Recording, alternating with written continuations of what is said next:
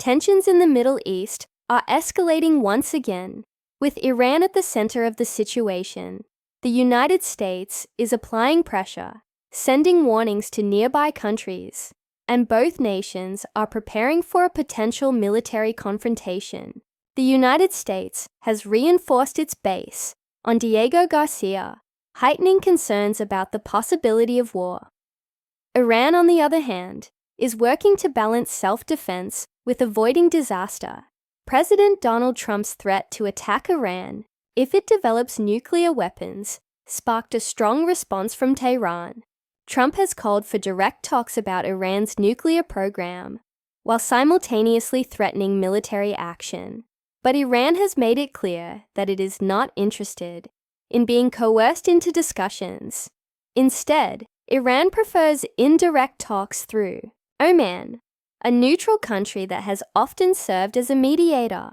Even as Iran seeks diplomatic solutions, it has warned neighboring countries to stay out of the conflict if the United States decides to attack, cautioning that their involvement could escalate the situation. The outcome of this situation could go either way. It could lead to peaceful negotiations, or it could ignite something much more serious.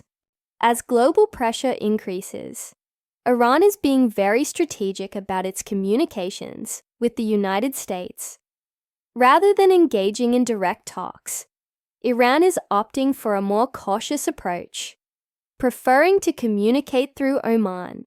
This decision is based on a lack of trust and the fear that direct negotiations could lead to hasty decisions under intense pressure.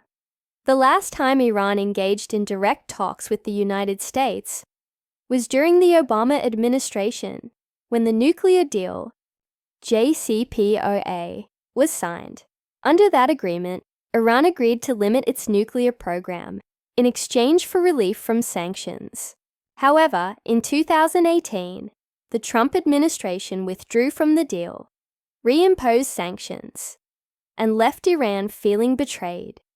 From Tehran's perspective, the US has already broken promises, and there is concern that it could happen again.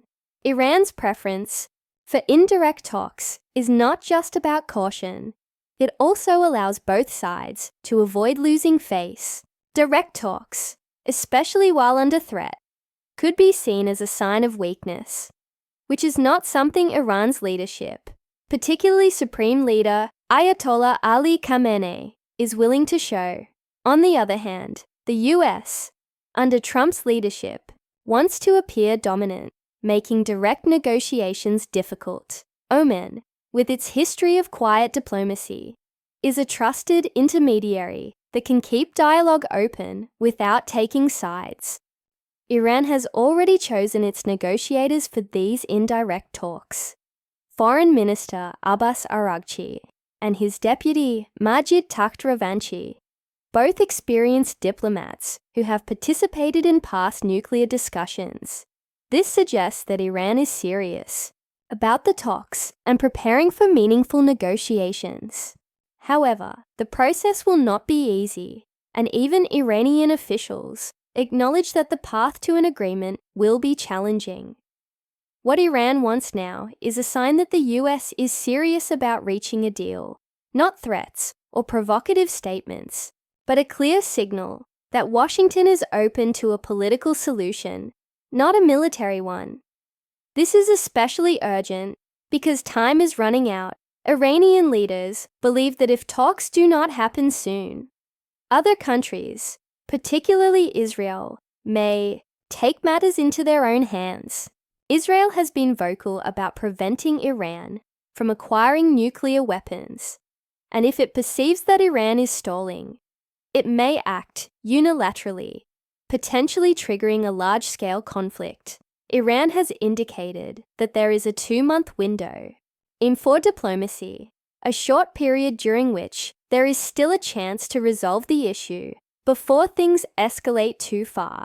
By choosing indirect talks, Iran is setting the tone for these discussions. It is open to peace, but only on its terms.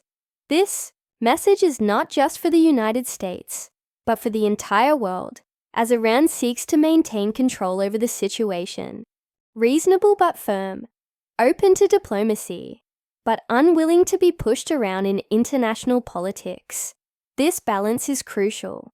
It's also important to note that this strategy helps Iran manage internal politics. Opinions within the leaderships vary. Some favor engagement with the West, while others prefer resistance. By avoiding direct talks and sticking to indirect ones, Iran's leadership can satisfy both sides.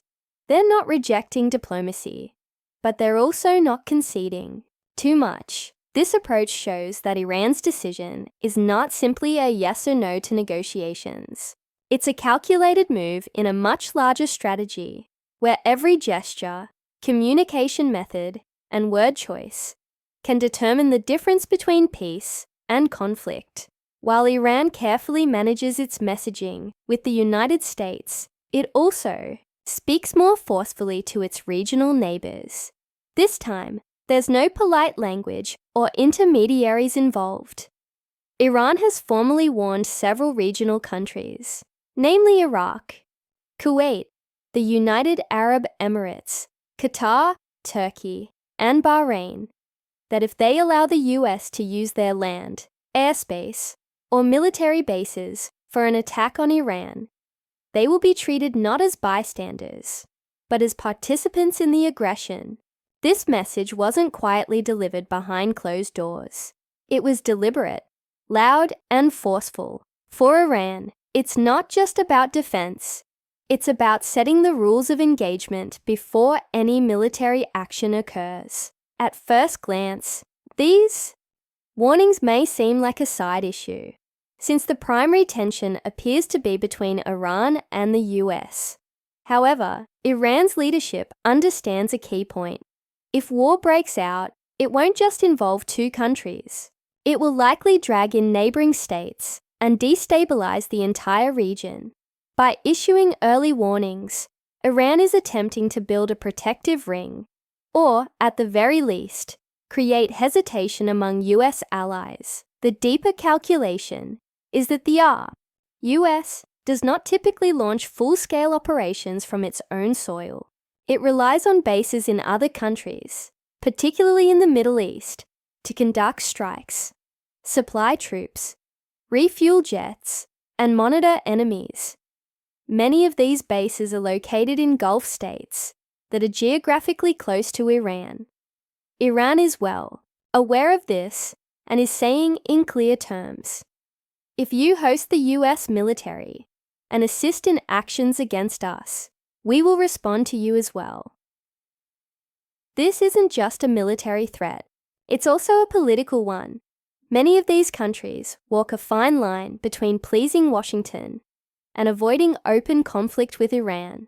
They host American troops for defense, trade, security, or counterinsurgency operations, but they are highly vulnerable.